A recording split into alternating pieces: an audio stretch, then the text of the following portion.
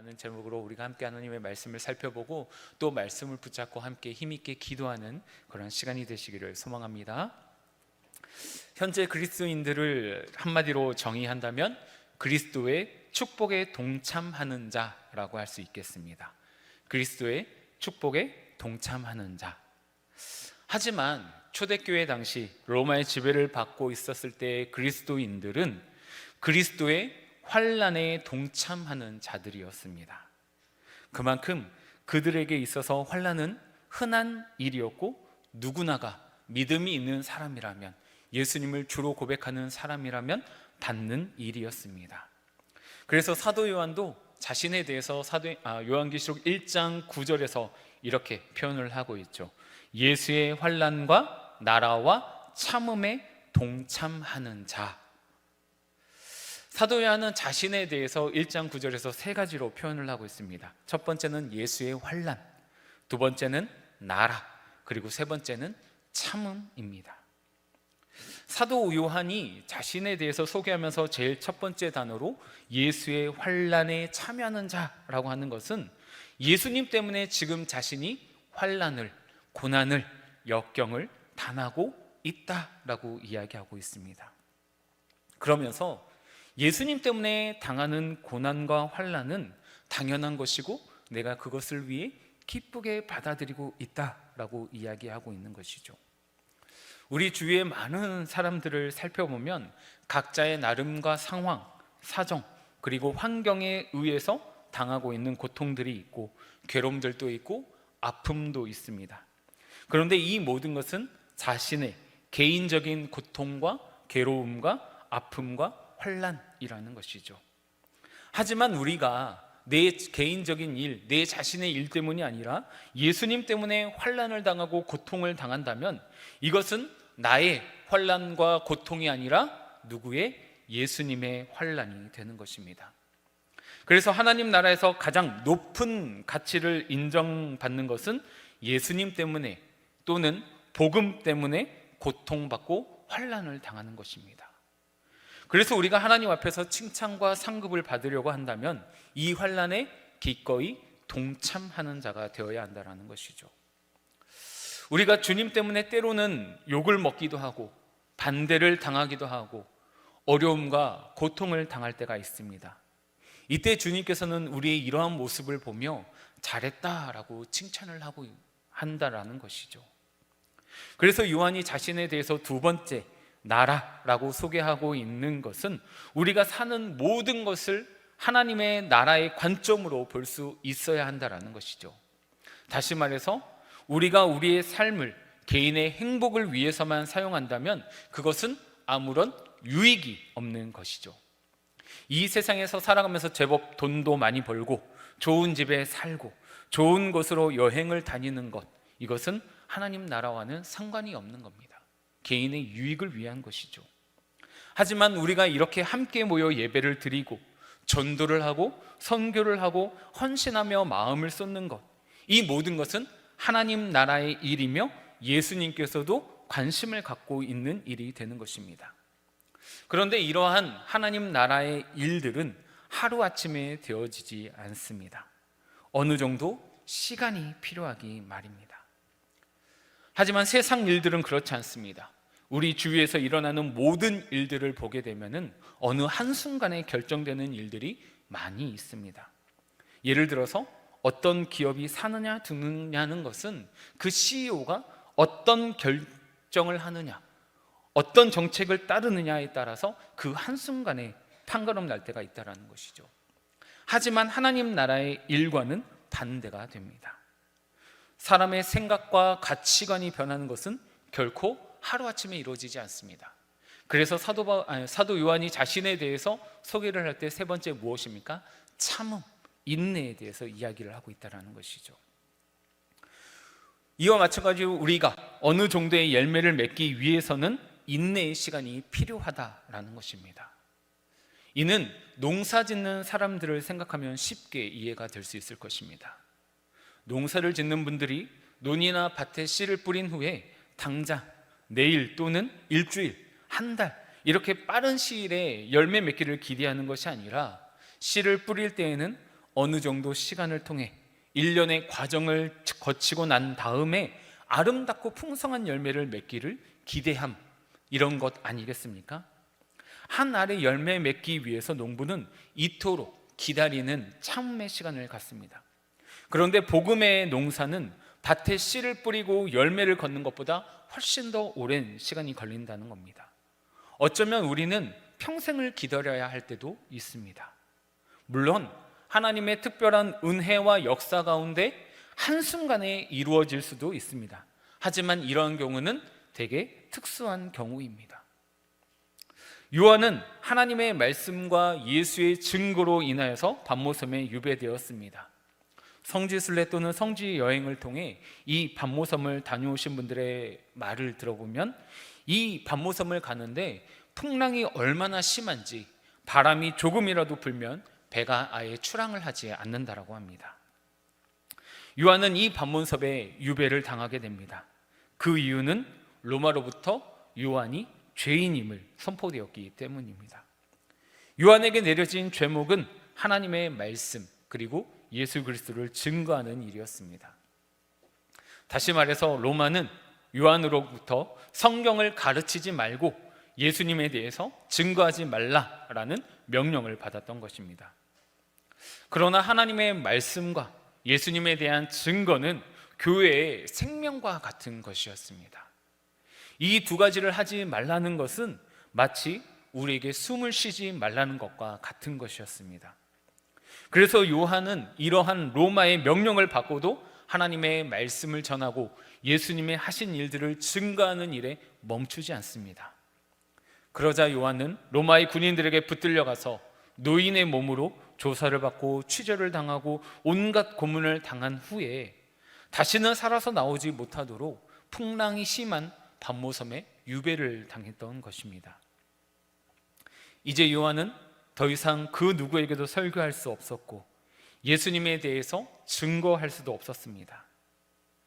하지만 예수님은 바로 이 반모섬에서 요한계시록의 계시를 보여줌으로써 이토록 소중한 말씀을 아시아의 여러 교회에 보내게 하셨다라는 것입니다.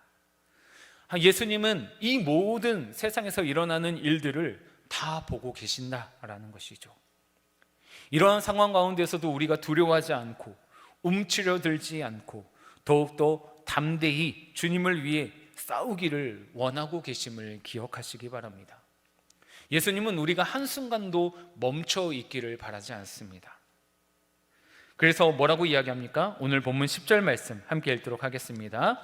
주의 날에 내가 성령에 감동되어 내 뒤에서 나는 나팔 소리 같은 큰 음성을 들으니. 여기서 주의 날이라고 하는 것은 현재 우리가 지키고 있는 주일과 같은 날입니다. 처음에는 기독교인들이 대부분이 유대인들이었기 때문에 안식일을 주의 날로 지켰습니다.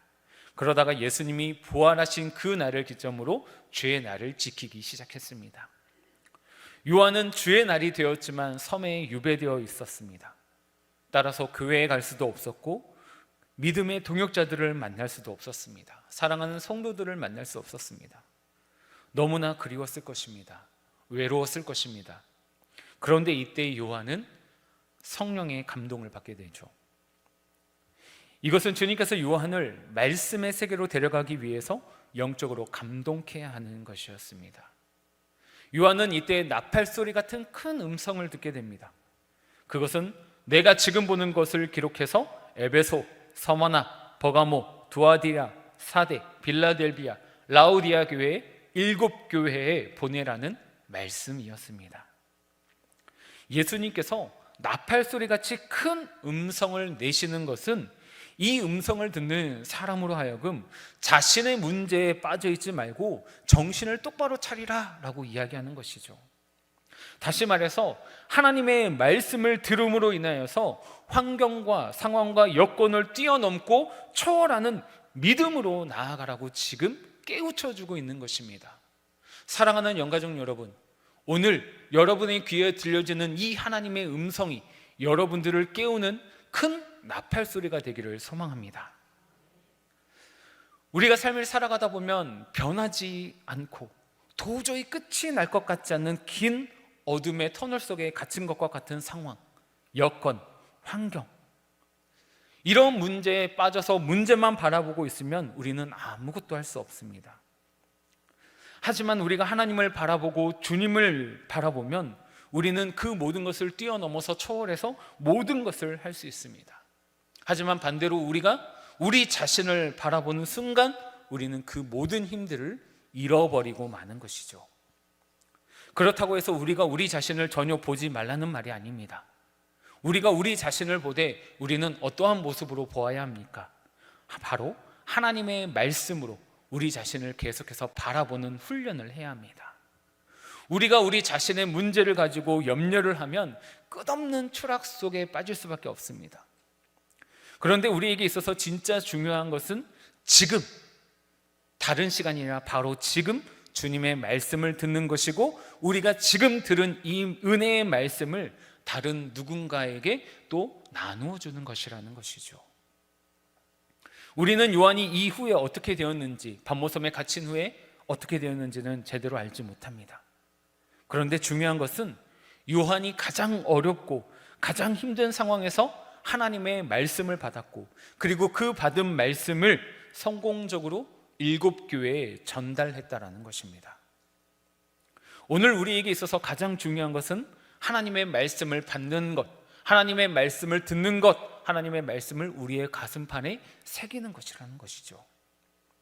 우리가 지금 할 수 있는 가장 위대한 일은 많은 일을 하는 것이 아니라 우리 모두가 하나님의 말씀을 듣고 기도하며 그 말씀에 순종하고, 그리고 우리가 받은 말씀을 다른 사람에게 전하는 일, 이것이 가장 위대한 일임을 믿으시기 바랍니다. 주님은 우리가 어려운 상황에 빠져 있을 때, 위기에 놓여 있을 때 우리의 마음에 성령을 부어주심으로 두려움을 이기게 하실 뿐만 아니라 주님이 나와 함께 하심을 체험하게 하십니다. 우리 오늘 본문 17절에서 18절 말씀 다시 한번 함께 읽도록 하겠습니다. 내가 볼 때에 그의 발 앞에 엎드러져 죽은 자 같이 되매 그가 오른손을 내게 얹고 이르시되 두려워하지 말라. 나는 처음이요 마지막이니 곧 살아있는 자라. 내가 전에 죽었었노라. 볼지어다 이제 세세토록 살아있어 사망과 음부의 열쇠를 가졌노니. 아멘. 우리가 믿는 기독교는 처음부터 죽음과 밀접한 관계가 있습니다. 우리가 지금 이렇게 신앙을 누릴 수 있었던 것은 무엇입니까? 우리에게 이 복음을 전하고 죽어가는 수많은 믿음의 순교자, 선배들이 있었기 때문이라는 것이죠. 그들이 과감하게 이 복음을 위해서 자신의 목숨을 초계와 같이 던질 수 있었던 이유는 무엇입니까? 바로 부활의 신앙이 있었기 때문입니다. 그래서 기독교는 부활의 종교이기 때문에 초대교회 때부터 죽음의 위협을 당할 때가 많았고, 믿는 자들에게는 목숨을 건 신앙을 요구할 때가 많이 있었다라는 것이죠. 그때마다 우리 믿음의 성도들은 왜 하나님은 이러한 악의 세력들을 허락하시며 왜 우리에게 이러한 엄청난 고난을, 고통을 겪게 하실까? 이러한 의심이 들었을 수도 있을 것입니다.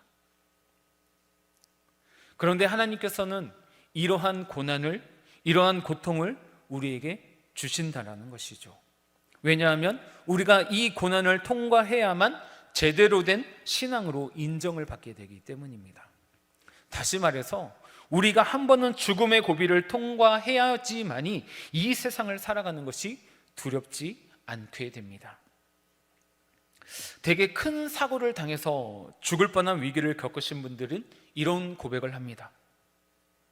내가 죽음의 위기까지 갔는데, 지금까지 살아온 것은 주님께서 내게 덤으로 주신 인생인데, 그 위기도 겪었는데 더 이상 뭐가 두렵겠습니까?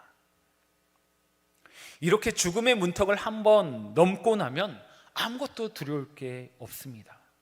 더 이상 우리의 믿음과 신앙 앞에 두려움은 사라지게 되어 있습니다. 요한은 바로 이런 경험을 하고 있는 것이죠. 예수님의 영광스러운 모습을 보았을 때 예수님 발 앞에 엎드려져 죽은 사람처럼 되었습니다. 이것은 주님이 주시는 감동이 요한이 감당할 수 없는 범위를 넘어섰기 때문입니다. 대개 우리가 기뻐하고 즐거워하고 이렇게 표현을 할 수 있는 것은 그 감정이 내가 감당할 수 있는 범위 안에 있기 때문에 가능한 것입니다.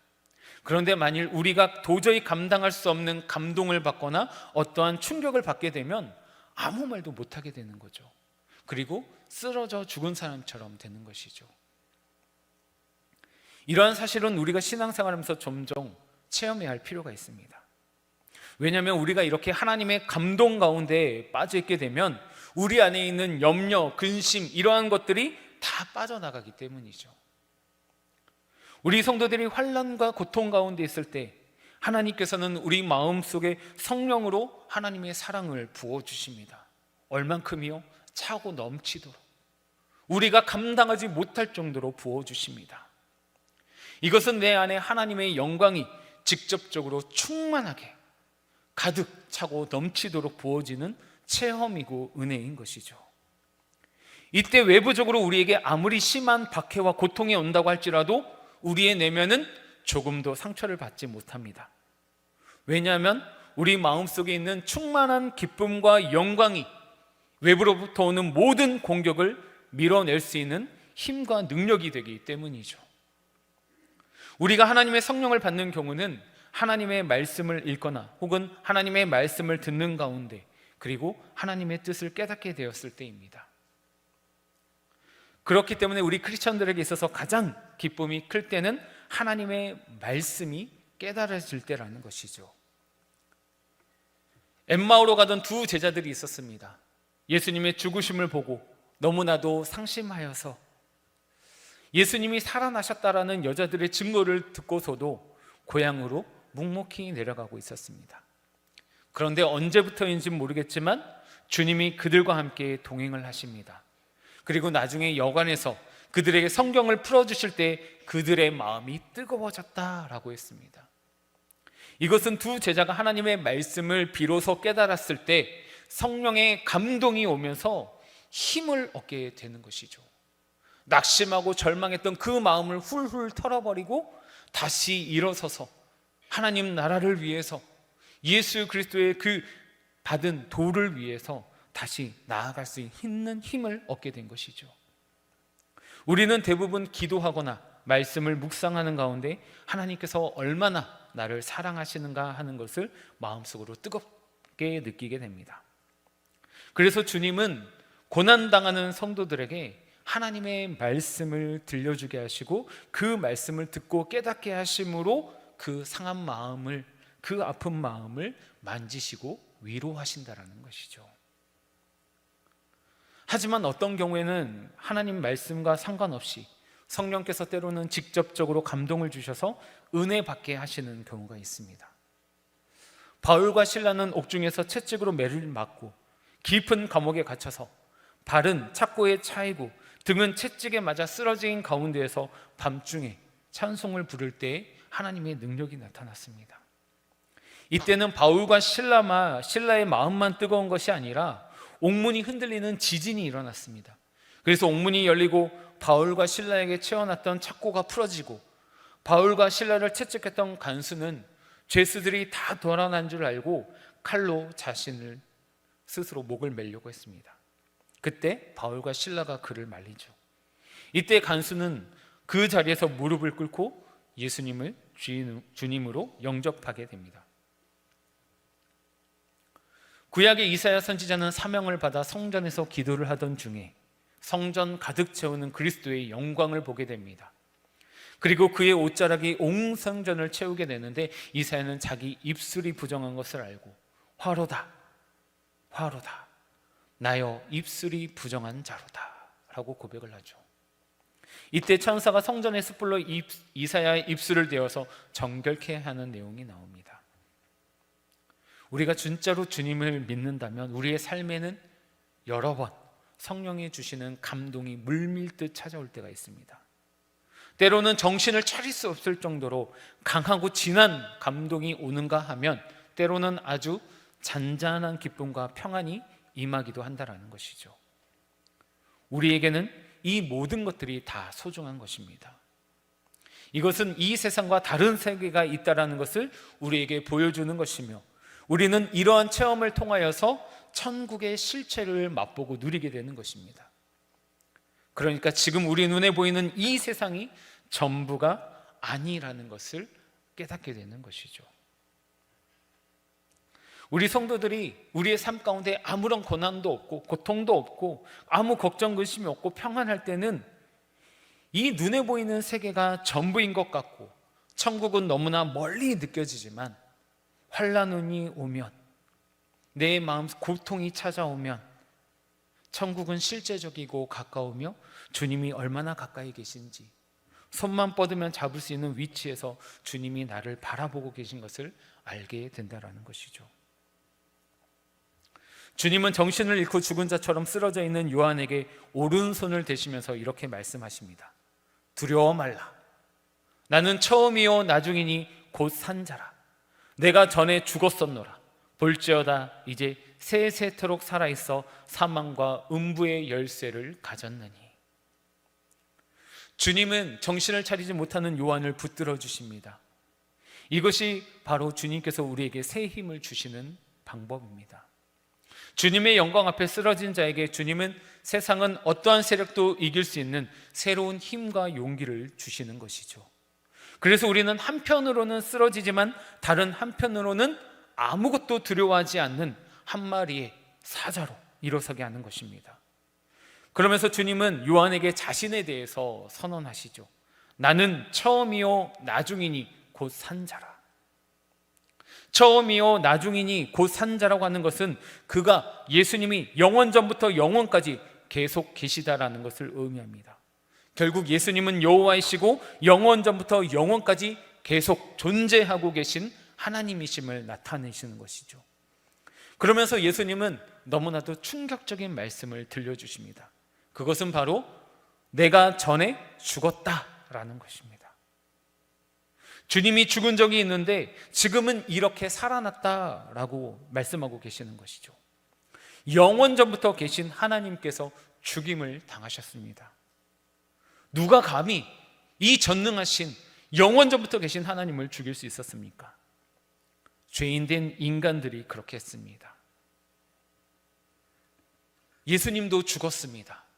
그러니까 예수님을 믿는 우리들도 죽음을 두려워할 필요가 없는 것이라는 것이죠. 우리의 굳건한 믿음의 반석이 되시고 우리의 소망이 되시는 주님이 죽음을 두려워하지 않는데 우리가 무엇 때문에 주님의 제자된 우리들이 죽는 것을 두려워하겠습니까? 주님께서는 그 어떤 것도 두려워하지 아니하고 진리, 하나님 나라의 복음을 증거하다 죽으셨지만 주님은 지금 이렇게 하나님 앞에 살아 계십니다. 그러니까 우리 성도들 또한 죽음을 이겨낼 수 있는 힘이 있는 것입니다. 그래서 주님이 자신에 대해서 다시 한번 무엇이라고 선포합니까? 내가 사망과 음부의 열쇠를 가졌다라고 이야기합니다. 사망과 음부의 열쇠를 가졌다라고 하는 것은 예수님께서 이 열쇠를 가지고 열기만 하면 죽은 자들도 다시 살아날 수 있게 된다는 것입니다. 결국 사람이 죽고 사는 것은 누구의 손에? 오직 예수님의 손에 달려있다라고 말씀하고 계시는 거죠. 예수님께서 말씀하시면 아무리 오래전에 죽은 자라도 살아날 수 있습니다. 예수님께서 죽은 나사로의 이름을 부르셨을 때 죽은 지 나흘이 되고 썩어서 부패되어 냄새가 심하게 나는 나사로가 그 죽음에서 살아서 돌아왔습니다. 예수님은 이렇게 모든 죽은 자를 살려내실 수 있는 분이십니다. 어떻게 죽었든지 상관이 없습니다. 예수님께서 한마디만 하시면, 명령만 하시면 누구든지 마치 어제 죽은 사람처럼 다시 살아날 수 있다는 것입니다. 그러나 예수님께서 허락하시지 아니하신다면 아무리 오래 살고 싶은 사람이라고 할지라도 살아날 수가 없고, 그 사람이 죄인된 사람이라면 영원한 지옥에서 다시는 나오지 못한다라는 것입니다. 그렇기 때문에 누구든지 예수 이름을 믿는 자는 영원한 사망의 올무에서 풀려나 영생으로 들어가게 되는 것이죠.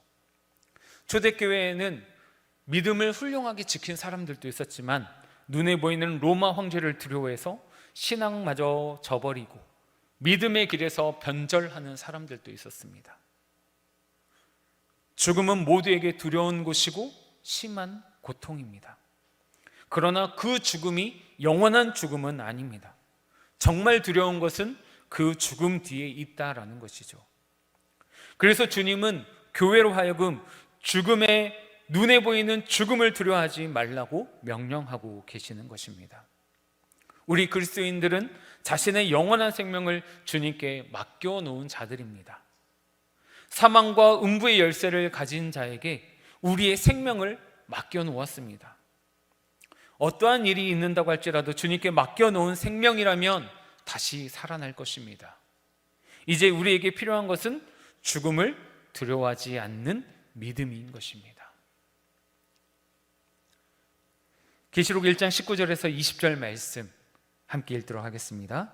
그러므로 내가 본 것과 지금 있는 일과 장차 될 일을 기록하라. 내가 본 것은 내 오른손의 7별의 비밀과 또 7 금 촛대라.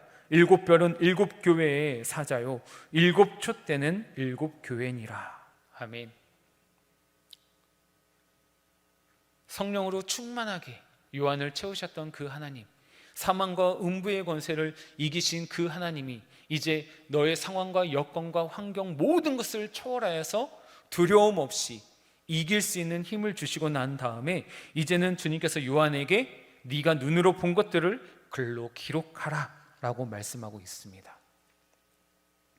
이것은 그가 받은 은혜를 편지로 써서 지금 낙심과 절망 가운데 있는 교회들에게 보내서, 믿음의 사람들에게 보내서 그들이 다시 힘을 낼 수 있도록 격려하고 독려하라라고 말씀하고 있는 것입니다. 여기서 7별의 비밀은 무엇입니까? 주님이 이 세상의 역사를 교회를 중심으로, 구원의 역사를 말씀 중심으로 이루어 가신다라는 계획을 말씀하고 계시는 것입니다. 그래서 별은 말씀을 전하는 주님의 종들입니다. 이들에게 주어진 하나님의 말씀은 인간의 생각이 아니고 이 세상에 대한 하나님의 생각이며 하나님의 계획입니다. 그리고 그들을 말씀의 전달자로 세운 것은 사람이 아닙니다. 그리스도께서 세우셨고 그리스도께서 그들을 붙들고 있는 것입니다. 초대교회 당시 기독교가 박해를 당하니까 교회 리더들에게 어려움이 왔습니다. 먹고 살 길이 막막해졌습니다. 때로는 굶주리고 때로는 매를 맞으며 여기저기 쫓겨다니고 있었습니다. 그래서 일어난 일들이 교회 리더들이 사명감을 잃고 도망치는 것이었습니다. 이것은 마치 주님이 십자가에 돌아가셨을 때 부활하셨다라는 소식을 듣고서도 고기 잡으러 가려는 베드로나 다른 제자들과 같은 모습이었습니다. 교회 리더들은 이 세상에서 무가치한 존재로 생각되어지고 있었습니다.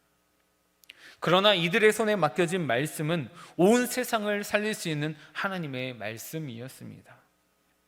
교회는 금촛대입니다. 영원히 변치 않는 하나님의 말씀의 등대입니다. 거기에는 성령의 부으심이 있어서 병들고 죄를 지은 모든 사람들이 하나님의 말씀으로 새 사람이 될 수 있습니다. 교회가 하나님의 말씀의 등불을 비칠 때 결국 흑암의 세력은 힘을 잃게 됩니다. 이 세상의 역사의 힘은 교회와 하나님의 뜻을 거부하는 불순종하는 세력 간의 싸움이라는 것이죠. 그렇기 때문에 교회가 일시적으로 박해를 당하고 심지어 죽임을 당하는 것 같지만 교회는 반드시 이 싸움에서 승리할 것입니다. 왜 그렇습니까? 죄와 사망의 권세를 꺾으신 승리의 예수 그리스도께서 우리와 함께 하시고 모든 것을 이기고 모든 것을 뛰어넘을 수 있는 은혜의 생명의 말씀을 우리에게 맡기셨기 때문이라는 것이죠. 그러니까 우리는 처음에 말씀드렸던 대로 이 말씀을 듣는 것에, 그리고 이 말씀을 우리의 삶 가운데서 살아내는 데에, 그리고 이 말씀을 다른 사람에게 전하는 일에 힘써야 한다는 것입니다. 우리가 하나님의 말씀을 가졌기 때문에 세상은 우리를 공격할 것입니다. 결코 우리를 편안하게 내버려 두지 않을 것입니다. 때로는 너무나 두렵고 너무나 무섭고 너무나 떨릴 것입니다. 하나님 왜 저에게 이러한 고난을 주십니까? 하나님 왜 이러한 고통을 주십니까? 그것은 우리가 이 세상을 살리고 사람을 살리는 생명의 말씀을 가진 자이기 때문입니다. 그 말씀의 능력과 그 말씀의 힘으로 말미암아 모든 것을 이기는, 모든 것을 뛰어넘는, 모든 것을 초월하는 믿음이 있기를 소망합니다. 사망 권세를 깨뜨리시며 죽음도 이기신 오직 우리 주 예수 그리스도만 의지하며 나아가는 우리 세종항 영가족들 되시기를 소망합니다.